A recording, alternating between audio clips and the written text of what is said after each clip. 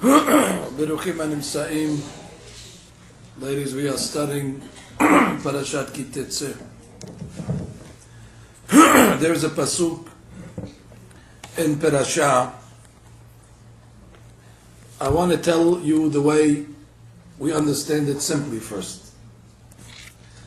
The pasuk says, "V'ki yeh be'ish het mishpat mavet, vehumat betalita oto al etz." It's an easy pasuk. If there's a fellow, he's guilty of death penalty. What did he do? He did something that's punishable by a death penalty. Ma'alel Shabbat, it's punishable by stoning. Or any other sin that's punishable by death. Vehumat, so the Beit Din killed him. Vetalita oto al etz. The Torah says you have to take the fellow that you stoned to death, for example, and after they stone him, they hang him. They hang him on a tree. The Torah says until nightfall. You would have thought that maybe right once you give him the execution, bury him right away. The Torah says no. V'talita oto al etz. Hang him on the tree. Why? So the people could see it. So they get scared. Somebody walks by the tree, and they see a corpse hanging. What is this? What happened over here? Oh, this guy here, he's Ma'aleh Shabbat. This is what happens if a person is Ma'aleh Shabbat and he doesn't care about the punishment. And then the Torah says, before sunset, you must take him down from the tree and bury him. Fine. And from here we learn the laws that one should not delay a burial more than the time. One should, right away, once the time comes, you should bury the corpse and finish. That's a simple interpretation of the pasuk. So I read again. V'chi yeh be'ish et mishpat mavet.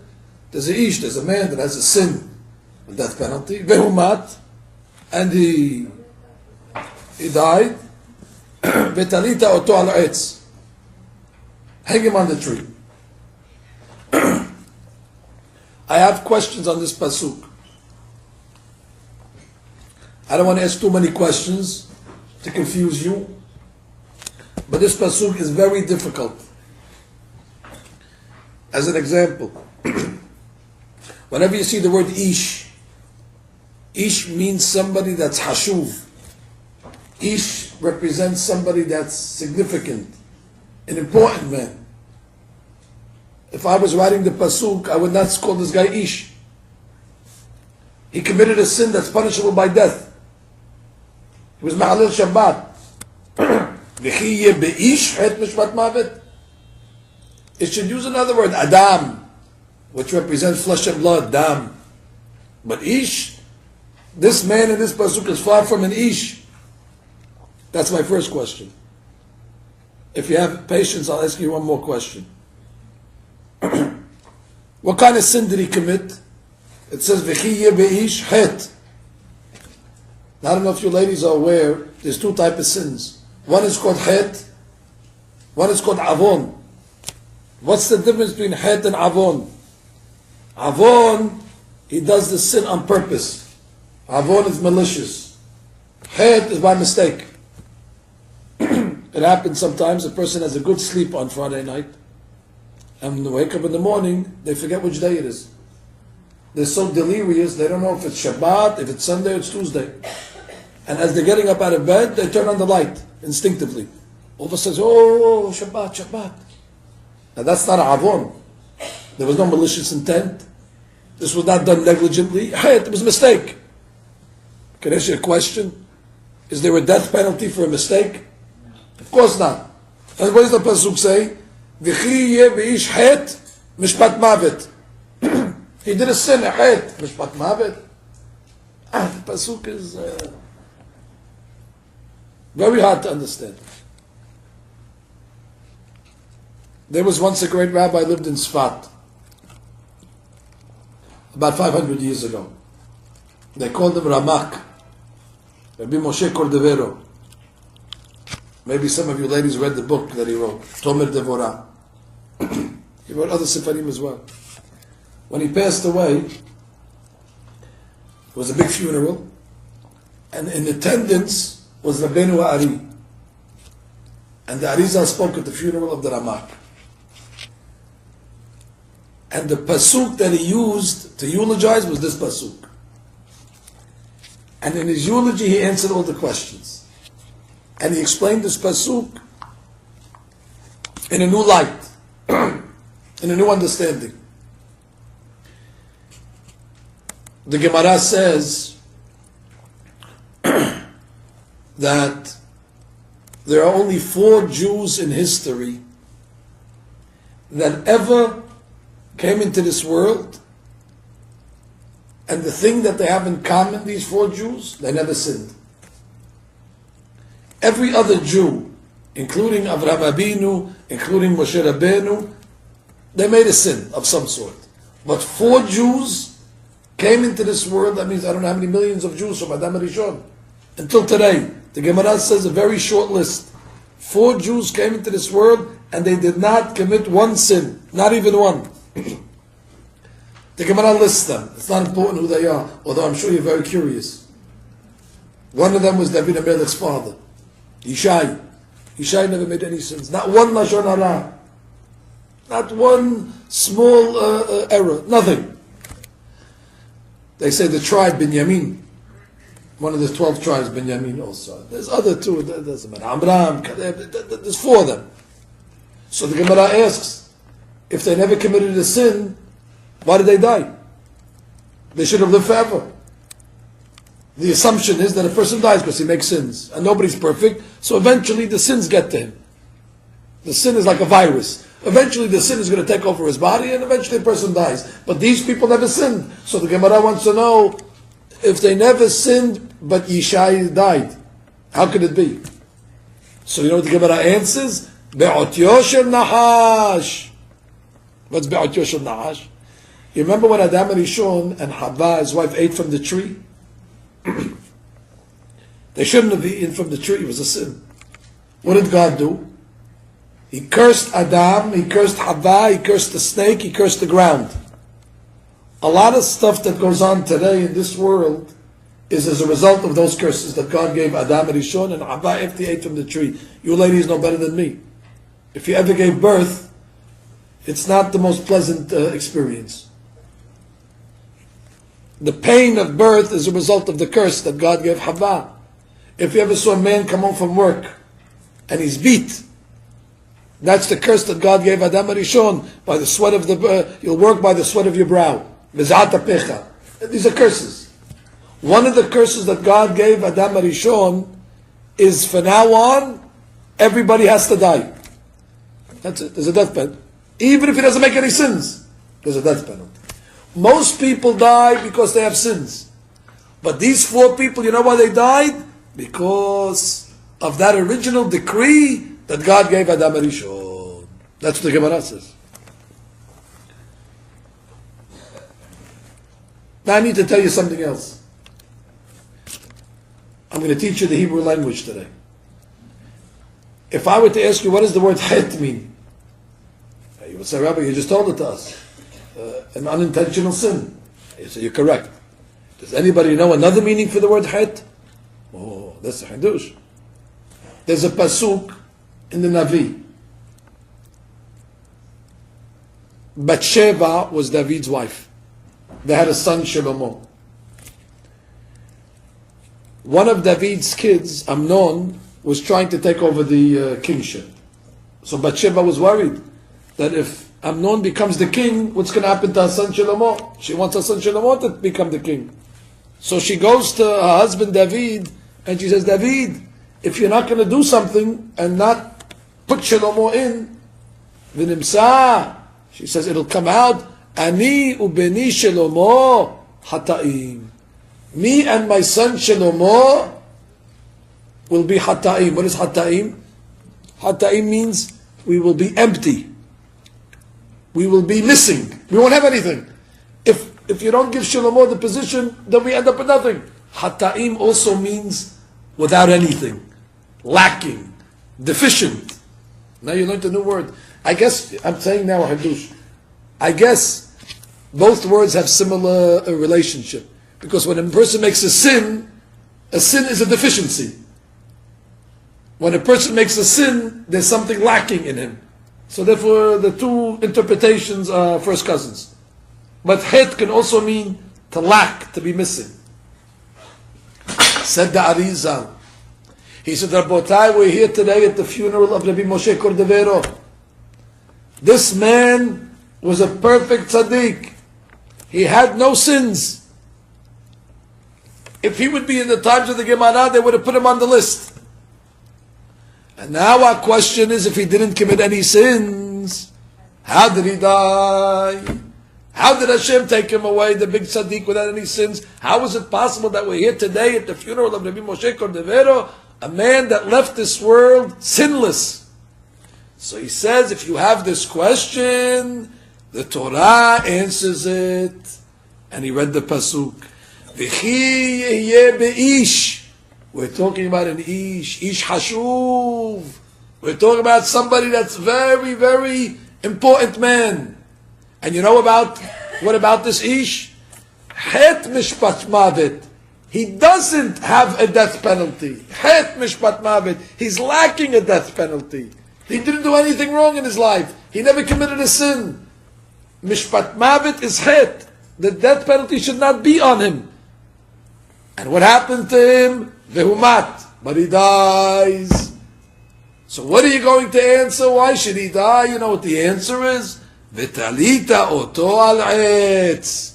You must say it's because of the tree. What tree? Etz hadaat av adam harishon. Must be he died because he must have died because God made a decree. He said, this is what happened to Rabbi Moshe Cordovero. He's a ish, het mishpat mavet. He doesn't deserve to die, but he died. Ve'umat. Must be Rabotai ve'talita oto al ha'etz. He died because of the primordial sin and the curse that God gave to Adam Rishon. This is a novel interpretation and answers all the questions that we ask. However, in your honor today, I came to say a hadush to explain this pasuk. But in order to understand this pasuk, we must go to the beginning of the parasha. The beginning of the parasha, there's two subjects before this pasuk. You need to know the two subjects. Both very, very complicated subjects. As a matter of fact, these subjects are so intricate and complicated, although I'm going to make it simple for you today. There's whole Gemariyot on this. There's whole sections of the Gemara that are dedicated just to explain these two subjects. We begin. Pasuk number 1 of the parasha. Ki tetzeh lamilchama al oyebecha. That's today. Ki tetzeh the parasha. The Jews, the soldiers, will go out to war. Rashi says, by the way, what type of war is this? Voluntary war. It's not a certain wars there's a mitzvah to go out. Certain wars are voluntary. Okay, it's a voluntary war, no problem. What's going to happen? They're going to win the war. Good news, they win the war. And they take captives. Okay, then what happens?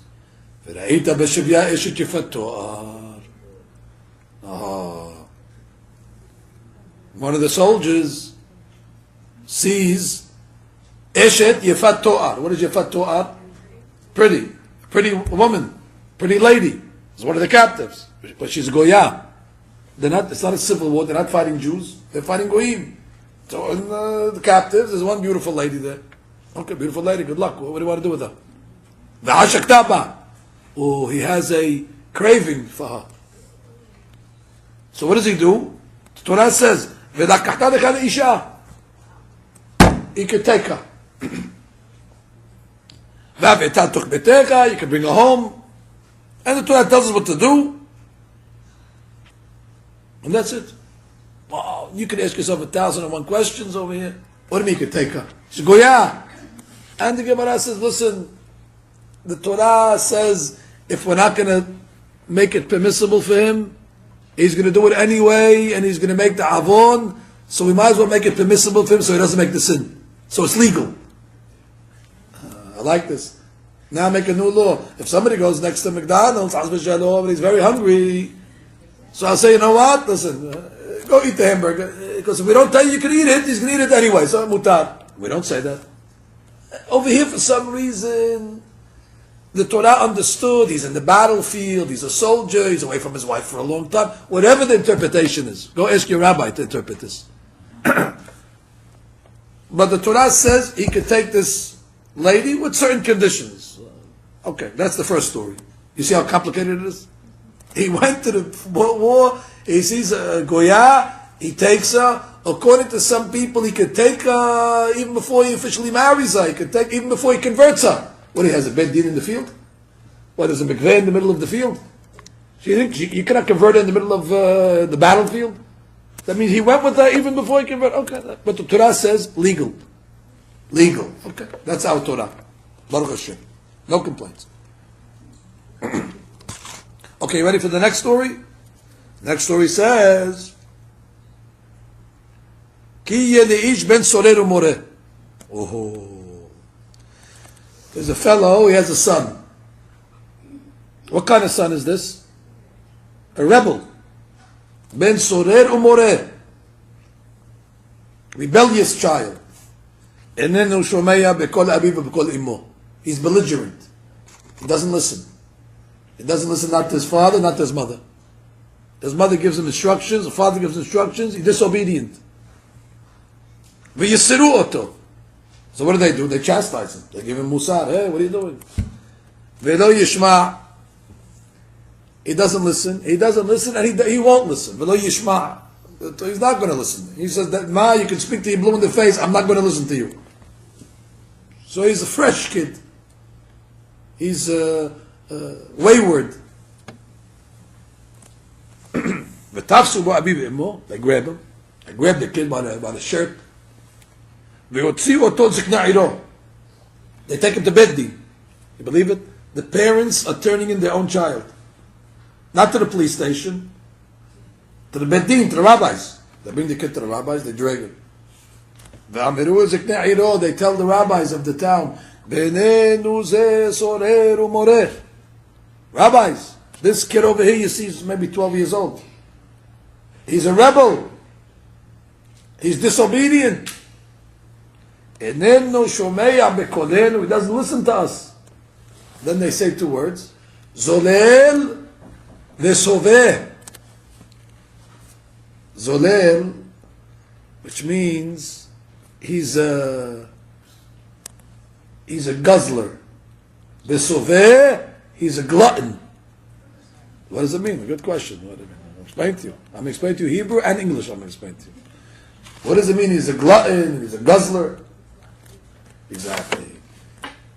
This kid, the Torah tells us in the Gemara, doesn't say it over here. Part of his behavior is he likes red meat and he likes wine. Expensive wine, Italian wine, the Gemara said. This is before French wine. That yain italki. This is what he likes. So that's part of the crime that this kid committed over here. All day long he's looking for the best meats.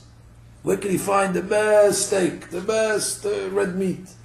And with it, he already got himself used to, he has a very discerning palate. Already he got used to the finities of life, a good wine. He's only 12 years old. So they tell the Beddin this. Listen, all day long he's in the butcher shops, in the restaurants, and in the bars.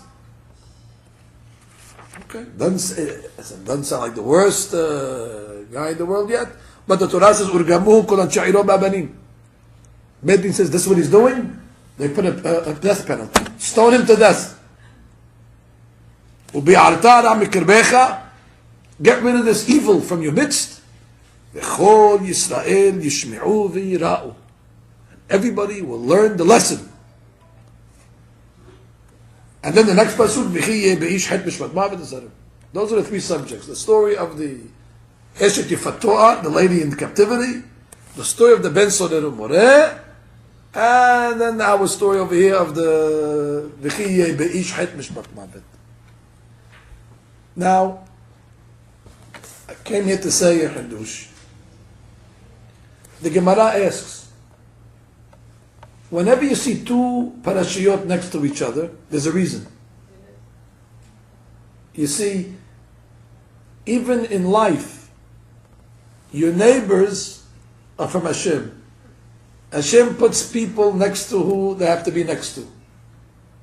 So same thing when he wrote the Torah and he puts two subjects next to each other, there's a reason. Now if you ask the New York Times, deal, why did you put this article next to that article? They tell you, no reason, we don't know. It's topography. That's the way it fit. There's no reason, they have no answer. But HaKadosh Baruch Hu, not only does he explain to you what the parasha means, but he tells you why we put it here, that it's the next door neighbor to this parasha. So the Gemara asks, what's the connection between the Yefat To'ar and the Ben Sorer More? That's the connection. You know what the Gemara answers? That if a soldier will take the Yefat To'ar, if he'll take this lady, you know what's going to end up happening? They're going to have a son that's a Ben Sorer More. Which means, it's a story. It's a soap opera. This is a result of this. You do this, there's a consequence. Don't think a person will take a Yefat To'ar that there's not going to be an after effect. That there's not going to be fallout. There will be. This leads to this. I ask a simple question. Why? Why should this lead to this? Especially if the Torah allows it. Aha! That's the question. See that? Perfect. You said it better than I did. It's permissible. I always learned when I was young, they told me, Avera goreret Avera. Well, that I understand. One sin leads to another sin. This, I accept. But this is not a sin. The Torah says it's legal. He didn't do anything wrong, this guy. So Torah says, oh, see that, you took the fatwa. Get ready. Ben Sorer More is on the way. Before we get to whether there was one or not, that's the Gemara says there was never. And we'll have to discuss that. But in the Torah is giving you a hypothetical story. The Torah is telling you, you do this, it's going to lead to this. So I'm going to explain it to you.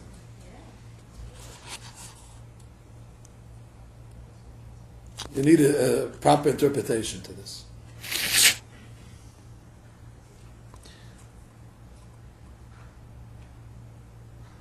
And I'm also bothered by the Torah's strictness over here. What did the kid do so far?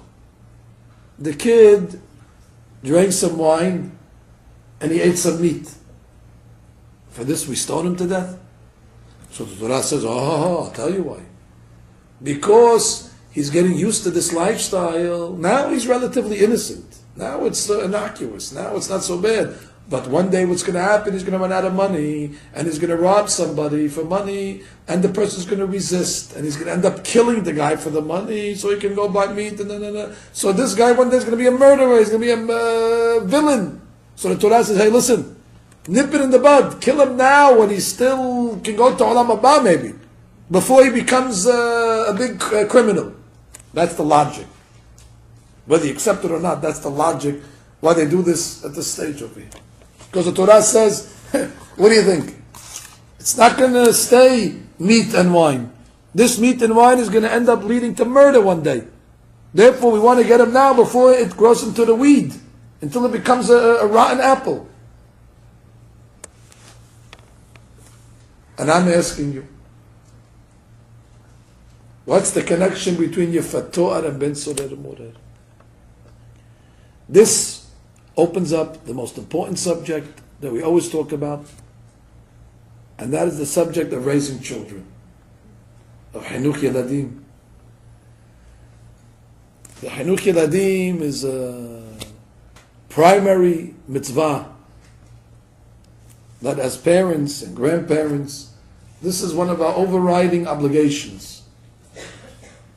And in life, at the end, when everything's said and done, the only thing that we have to show for in life is what we left over in our children and grandchildren, our families. This is our legacy. There was a great rabbi called Hatan Sofer. Not Hatam, Hatan, with a nun. Hatan Sofer. He asked a question once. He said the Ashkenazim, they have a custom on the night of Pesach, when they read the Haggadah, the men, they wear white robes, kittel they call it. So he asked, why? Why is the custom when they're reading the Haggadah Shel Pesach to wear these white robes? So he said, because what do we do on the night of Pesach? The night of Pesach is V'yigatal Lebnecha. It's the night that we sit and we teach our children about our tradition, about God, about divine intervention, about emunah. The white robe reminds the father of his death, because in death also a person is buried in the white robe. And therefore they're telling the father, this is all you're going to be left with over here. What you teach your children. And therefore, do a good job.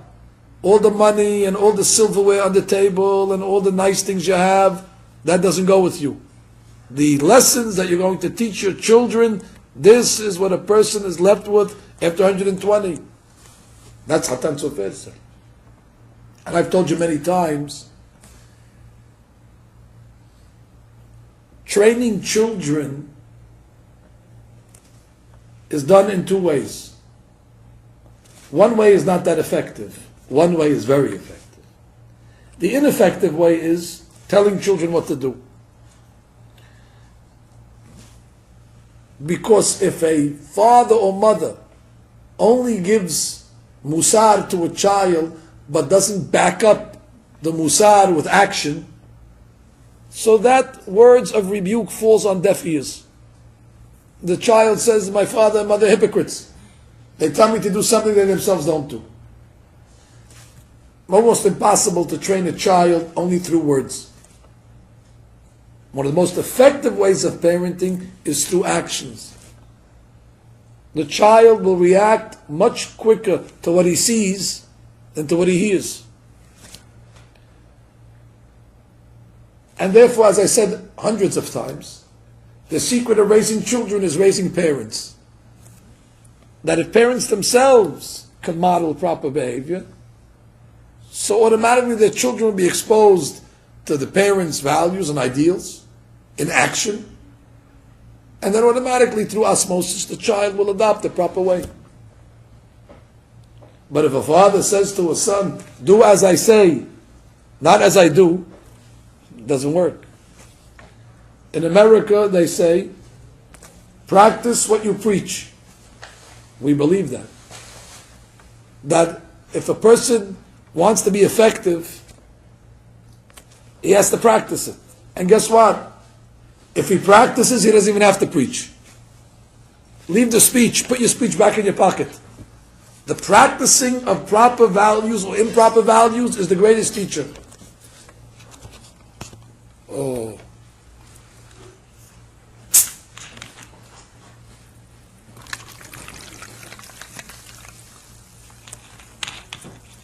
I want to tell you a story.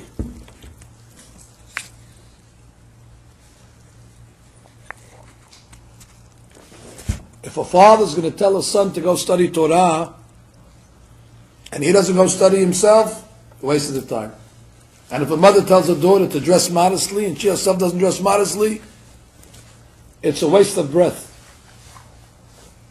However, that's talking about sins. There's something else that the rabbi called Ramban once said. There's a pasuk in the Torah that says, Kedoshim tihiyu. What does that mean? Be holy. There's a law, there's a mitzvah. You have to be holy. I want to ask you a question. I want to be holy. What do I have to do? I want to do this mitzvah. How do I be holy? It says in the Torah, Kedoshim tihiyu, you must be holy. I have an answer. Go to mikveh. Oh, that's the answer? I have to go to mikveh? Learn Torah, but it says already learn Torah. So the Ramban says, you know what Kiddushim means? Kiddushah means not to take something that's permissible and become excessive with it. Kedusha is acquired when one makes a fence on the things that are permissible. Of course, if a person makes Avirah, he's not Kadosh, that's for sure. But there's certain things that are permissible.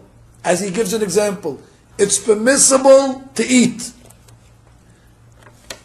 So therefore, a person come along and says permissible to eat. So all day long they're going to eat. And then you come to them and say, hey, what are you doing? I was waiting for you to ask me. You see this over here?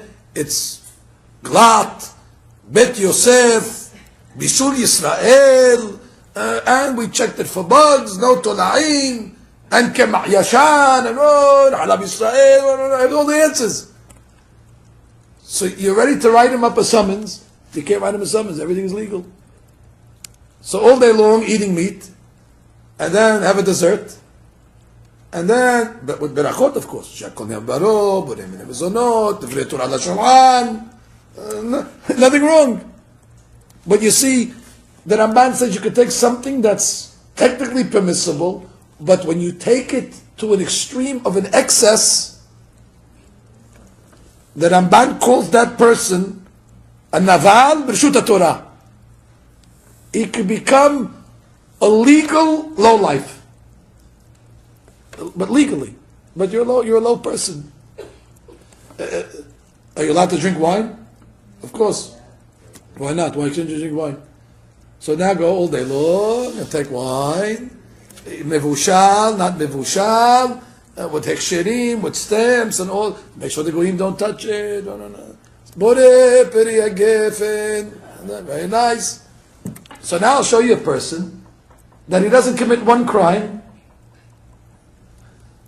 He's in Atlantic City rolling dice. Tell him, hey, you're gambling. Goyim. He takes out a teshuvah from the rabbi. It says that the gambling, if it's goyim, it's not a problem. I made sure that all the people over here, it's all goyim. Very good. And as he's rolling dice, he has a cigarette in his mouth.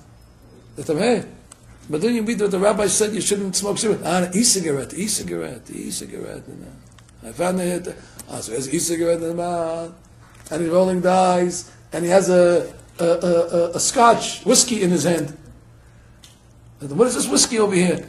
Because it was placed in sherry casks. I looked, one rabbi found that it's okay, even though it was placed in the sherry cask, it's okay.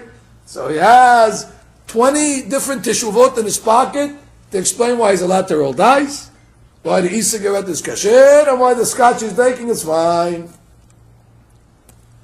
So you were ready to write him up a ticket, you can't write him a ticket. He didn't do anything wrong. I want to ask you a question. Without knowing anything, is this guy kadosh? No. He's not kadosh. For sure not. This guy is what the Ramban's talking about. He's a naval b'reshut Torah. He's a low life within the parameters of the Torah.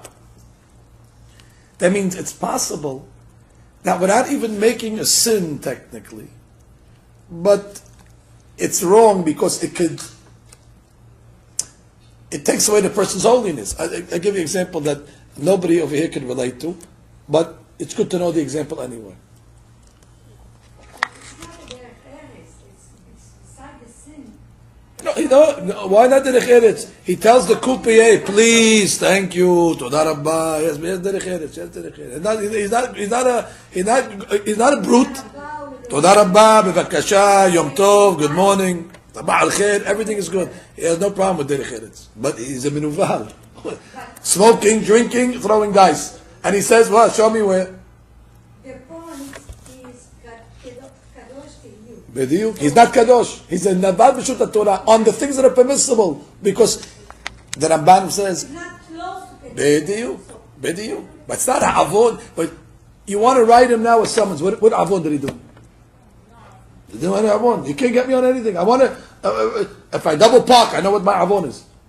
What is this guy do? Gambling. What's gambling? Goyim. Okay, what? Drinking, kasher. But it's wrong. I'll give you an example that you won't understand, but it's good to know it anyway. It's permissible to shop. Permissible to shop. What is it? You're allowed to go to the mall. No, it doesn't say anywhere. Go to the mall. You're not stealing anything. You're going into the store. You're buying tziniut clothes, the elbows, whatever tziniut is. Everything is kadat v'kadin. Good. So now you have some people, every day that's all they do is shop. And they get up in the morning, they go to the store, they come home. The next day, go back to the Hoser v'ni'ur. All day long, back and forth, shopping. Tell me, hey, what are you doing? What am I doing? Nothing, Rabbi. Nothing. Only tziniut. Only tziniut. Today I bought a watch, a necklace, a bracelet, an earring. What's the matter? I'm not saying it's wrong. You're allowed to buy things. We all buy things. But all of a sudden you're taking now shopping as a career. Shopping becomes now a pastime. That becomes something as a... It's good, you can do it from time to time. Now that becomes your reasons for existence. Rabbi, where does it say in Shulchan Aruch that I'm not allowed to shop? It doesn't say it. But the Rabban says that sometimes when you take something that's permissible and then you take it to the excess and you don't put a fence on it, the end of such a story is not going to be good. Because you know the way of the Yetzer Hara, he never stops at level 1. His entry is into the permissible, and then from there he drags you into the forbidden. In English we call that a slippery slope. So a person thinks, no, I'm just going to stand at the top of the mountain. You slide, what do you think? It's slippery. And all of a sudden he's sliding and sliding. So what happened? Yeah, because all day long eating, and all day long drinking, and all day long shopping, and somebody comes to the rabbi and says, you forgive me for this example, it's a gross example, but to show you. According to Shulchan Aruch, halakha, it's permissible to pick a nose. It's a disgusting example. No, it doesn't say anywhere in Shulchan Aruch. So now sit all day long and pick your nose. Finish. Where does it say it's forbidden? It doesn't say it's forbidden, but you're in Navad B'Shut Torah. You can do something permissible, but you're a low life. And there's many examples of this. Everything by limited. Bediuk. Everything has to be in measure. And the Rambam talks about moderation. Moderation is not on something that's forbidden. Moderation is on the things that are permissible. Of course, this is one of the telltale signs of our generation. I'm talking about religious people now. Where today, we're only concerned if it's kosher. If it's kosher, the way to go crazy with it. That's it. Buy it, eat it, go all night long. Every cuisine in the world has to be kosher. Mexican, Indian, Pakistani, Persian, all kosher. This is an indulgence. On Pesach, our grandparents used to eat peanuts. Today, they showed me kosher bagels, L'chbot Pesach, in honor of Pesach. It's not a bagel, it's potato, but it looks like a bagel, and noodles, and calzones on Pesach. What happened over here? So you see the excesses of things that are permissible. All the foods that are available, and all the indulgences, all the kosher wines that are available today, all the different kosher trips that they have today, where you can go to the ends of the world, and there's separate swimming, and there's Daf Yomi, and there's, not one avon. Now watch what happened.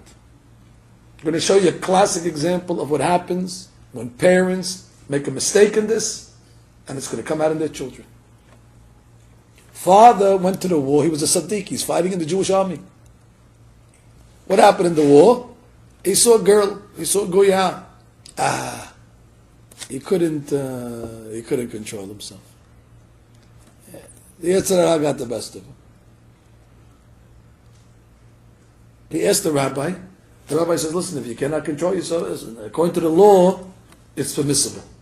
Good. He comes home into his house with the Goya. Who sees him when he comes in? His son. He said, Dad, who's this over here? This is Yolanda. Yolanda? What is Yolanda? Goya. What do you mean Goyada? What are you talking about? Listen, I saw her in the war, and I took her. You converted her yet? No.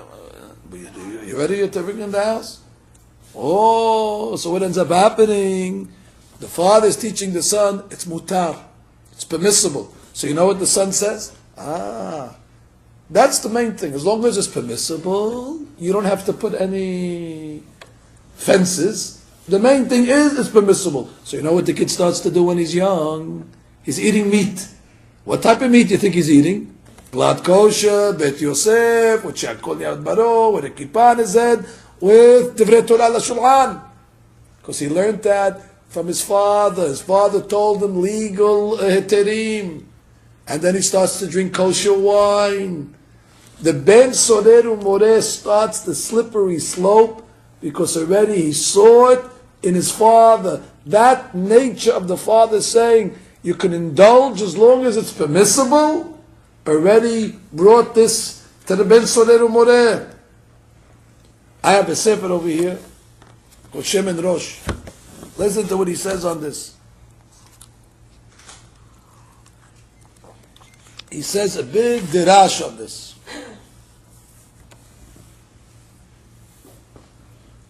The father was a Naval B'Reshut Torah, and guess what happened? He made his son also a Naval B'Reshut Torah. All day long with e-cigarettes, in the restaurants, drinking wine. And you tell the kid, hey, sonny boy, what are you doing? OU, has OU. Look, the wine is the stamp of the Badatz, Bedin Tzedek. Everything's good. I made my berachot. I said the Divrei Torah. But look at you, you're a glutton. You're a guzzler. Who taught you this? What? My father came home with a goya one day and said also the Torah is permissible. We go with it as long as it's permissible. He quotes a pasuk in Kohelet. Monday nights we have a Kohelet class. He quotes the Kohelet pasuk. We didn't get to this pasuk yet. Listen to a pasuk from Perek Yud Aleph. Semach bachur b'yaldutecha. Somebody's talking to somebody over here. I don't know who's talking to who yet. But the pasuk says, Semach bachur, you young boy, bachur, young boy, enjoy yourself. Semach bachur b'yaldutecha. When you're young, enjoy yourself. V'yitibecha lebecha. Go after your heart. B'mei bacharutecha, when you get a little older. V'halach b'darkei libecha. Go after where your heart takes you. Umarei enecha. And after where your eyes take you. Somebody's persuading a young boy, go enjoy yourself. Go have a good time. I continue the pasuk. Veda, ki al kol ele yeviacha Elohim l'mishpat. You have to know that everything you do, you're going to be held liable in judgment. God's going to hold you responsible for. So the Gemara says, hold it. The pasuk in the beginning tells the kid, do it, enjoy it, go after your heart, go after your pleasures, go after your eyes. And then at the end of the pasuk it says, and if you do it, you're going to be held responsible. So it sounds like two different people are talking over here. So the Gemara says, the beginning of the pasuk, who's talking? The Yetzer Hara. And at the end of the pasuk, who's talking? Yetzer Tov. In the beginning of the pasuk, the Yetzer Hara tells the person, go, don't worry about it, enjoy yourself. The Yetzer doesn't mention punishment. Yetzer doesn't mention consequence. Yetzer doesn't mention Gehinam. Yetzer doesn't mention any outcome. All the Yetzer says, go yourself and have a good time and don't worry about anything. And after the Yetzer finishes his speech, the Yetzer says, okay, you finished now? Now my chance to tell the guy something in the other ear? Listen, buddy, if you do what he just told you to do, you're going to be held responsible in judgment. So he is two different speeches. Ad kan divrei Yetzer Hara. Mikan ve'ilach divrei Yetzer Tov. That's the pasuk. So the rabbi called Shem and Rosh, he says, what type of sin does the Yetzer Hara tell the person to do? If he's going to tell him to do a blatant sin, he's not going to listen to him. Go worship Avodah Zarah. Not worship Avodah Zarah. Go eat a ham sandwich. Shalom, a ham sandwich. He can never entice a religious Jew on these majors and go wear a suit that has shatnez. Jump in the lake, I'm not wearing shatnez. So you know what he has to do? He has to come and entice the person on things that are permissible. Get the person used to indulging on permissible things. And once he gets used to the excesses of life, and he abuses something that's permissible, eventually he'll slide into foul territory. Eventually he'll slide into the wrong areas. Yetzer Hara doesn't have to present the sin. He could just present addictive behavior on things that are permissible. Eat kasher, drink kasher, shop, as long as all these type of things. Travel as much as you, but everything has to be kasher. Now watch. He writes over here, one of the things he tells them is, Vehalach bedarke libecha. Go after your heart. Libecha. Libecha, the way you spell it, is Lamed Bet Chaf Sofit. Anybody know the numerical value of this word? Lamed Bet Chaf Sofit? Right. You're not going to answer right. Because Chaf Sofit is not 20. Let me teach you Gematria today. Our letters go from Aleph to Taf. And then we have 5 letters that are Sofit. Chaf Sofit, Mem Sofit, Nun Sofit, Pes Sofit, Tzadi Sofit. The way you remember that is Kam Min Apetz. Kam Min Apetz. The first of the Sofit letters is a Chaf. No, Taf is 400. So the first Sofit letter is a Chaf Sofit. Chaf Sofit in Gematria equals 500. Now you learned something today. So if you take the word Libecha, Lamed Bet is 32 and Chaf Sofit is 500. Libecha equals 532. I know that number doesn't mean anything to you. 532, okay, 532. I accept. How many mitzvot do we have in the Torah? 613. You know what the 532nd mitzvah is? The mitzvah of Yefat To'ar. The Yetzer Hara tells the person, go after libecha, go after the legal desires, go after the mitzvot like the 532nd, where the father comes home with a goya and it's legal. That's where the Yetzer Hara fights the person. On libecha, on mitzvot that are technically legal, but the Yetzer Hara wants you to abuse it. The Yetzer Hara wants you to take advantage. And then what ends up happening? He falls. Oh, that's what happens in our parasha. If you look in the beginning, by the way, when it says Ki tetzeh milchama, you're going to go out to war. What does Rashi say? What type of war are we talking about? Milchemet hareshut. The big war against the Yetzer Hara is not on the things that are forbidden, on the things that are permissible. Milchemet hareshut hakatuv medaber. Because what the father did in this case was permissible, but look, he destroyed his house. He started to, you know what he should have done? He should have saw this girl and said, even though it's permissible, what kind of message am I giving my kids? They're going to see me in this behavior over here. What kind of message am I going to give to my family? You know what? Let me close my eyes. Let me put a fence up. Let me protect myself. Instead, what did he do? He let himself go. And he's comforted that it's mutar. But guess what? The son learned if it's mutar, it's okay. He became addicted to kosher wine and kosher meat. And eventually, what ends up happening, the Torah tells us, kill him now. Because he's on a bad path from a young age, eventually he's going to become even worse. It's going to lead him to murder. That means a person could start just excess eating and drinking and shopping and traveling and doing all things, and it will lead to the biggest averot.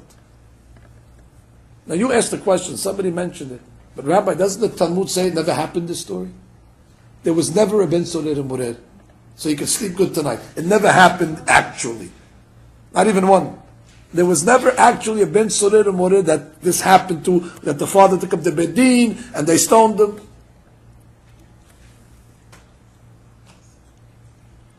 It's a nice story, but it never happened. There's a great rabbi called Hatam Sofer. You know what Hatam Sofer said? Hatam Sofer said, why didn't it ever happen? Why? If the Torah tells us a story, it should happen. Why? The Gemara says not only it'll never happen, there's too many details in the story for it to happen. A lot of things have to be done where it's almost impossible to fulfill all the conditions. So Hatam says why? This is the brilliant answer Hatam Sofer said. Imagine you took a newspaper tomorrow and you read in the newspaper, parents took their 12-year-old son to the rabbis in Bnei Brak with the long beards and told the rabbis he drinks a lot of wine, he eats a lot of meat, he has very addictive behavior, and the rabbis took the kid and they stoned him to death. And when they asked the rabbis, what are you doing? He said, oh, if we don't nip it in the bud now, one day this kid's going to be a murderer. What would you say to such a thing? You would say, were they crazy? Were they crazy? What kind of crazy rabbis? What kind of radical? Who said it's going to happen? Who said he's going to come to be a murderer? What kind of extremists are these people over here? You know what would happen to people that would read such a law? They would make fun of it. If this ever happened in reality, the people would question the Torah.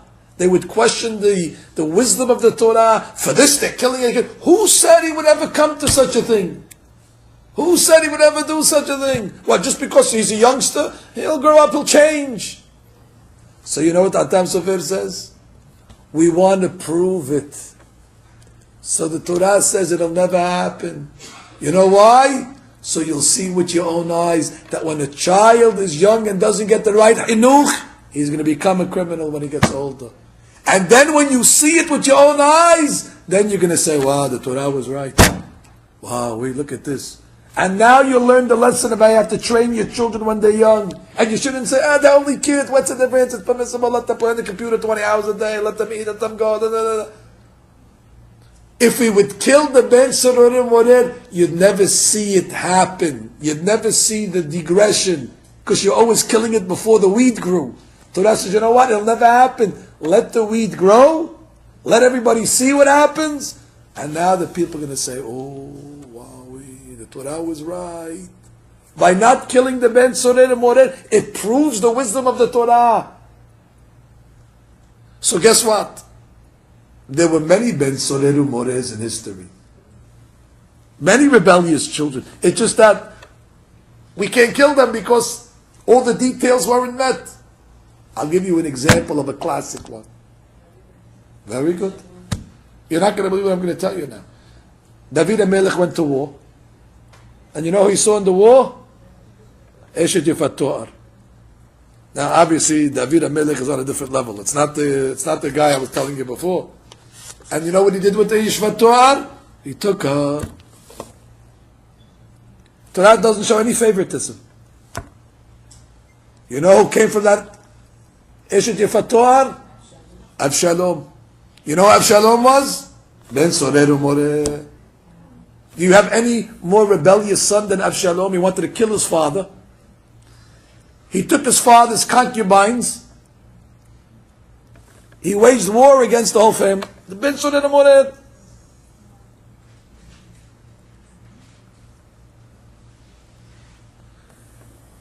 Of course, David didn't take him to the Bedin and stone him to death because the details weren't there for it to happen. But he was a Ben Soreru Moreh. Potentially, he's a Ben Soreru Moreh. You know what ended up happening to Avshalom? How did he get killed? He was riding on a horse once. He had long hair. And the hair got stuck in the tree. And all of a sudden, he hung.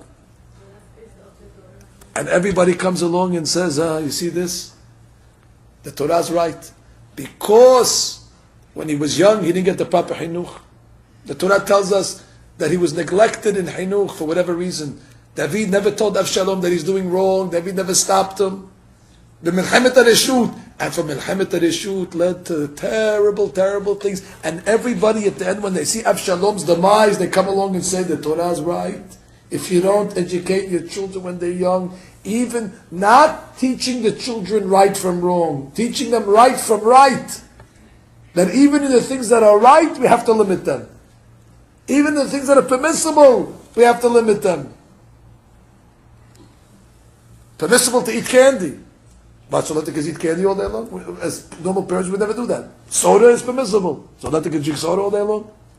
There has to be boundaries. Oh, so right after the Torah tells us about the story of Ben Soreru Moreh, right at the end it tells us a lesson, by the way. It says, you will get rid of the evil in your midst, and everybody will learn the lesson. I once interpreted the pasuk like this. First you have to get rid of the evil inside of you. And if you get rid of the evil inside of you, then v'chol Yisrael yishmeu v'yira'u. Then you can teach others. If you want others to hear what you're saying, first you have to fix yourself. But this father over here didn't rebuke himself. He went after his permissible desires, and his kid followed the same thing. He did it with a goyah, he did it with kosher meat. What's the difference? You know what the next pasuk says? One day in history there's going to be an ish, a hashuv person. The son of David, hashuv. And he's going to be guilty of the death penalty because he himself is a ben sorer morer. But we can't stone him because it never happened. But guess what? Vehumat. God has his way of settling the score that the ben sorer morer, after he reaches his level of degeneracy, God will kill him. And you know how Avshalom dies? V'talita oto al etz. And he will get hung on the tree.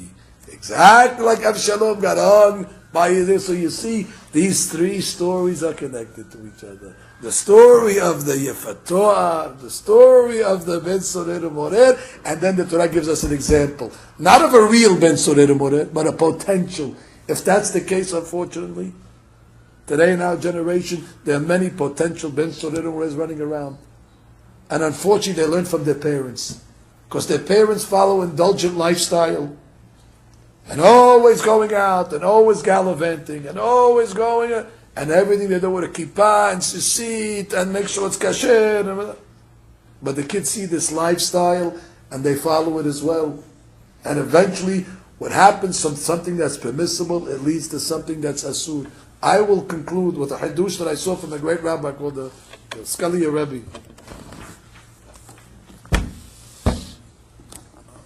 I hope I can explain this to you.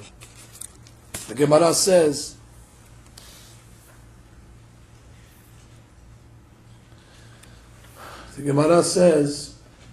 if a person makes confession on a sin, המתוודה, ואינו עושה תשובה, he confesses, but he doesn't stop doing the sin, הרי זה כטובל ושרץ בידו.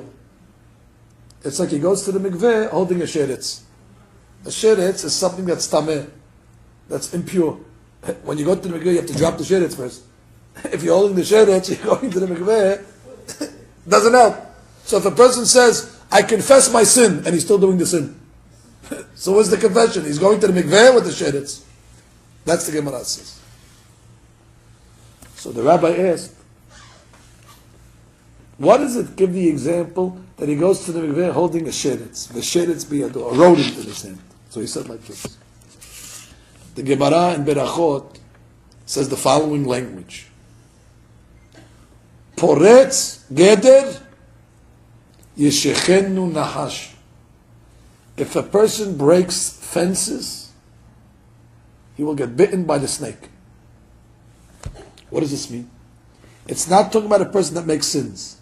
Poretz geder. What does Poretz geder mean?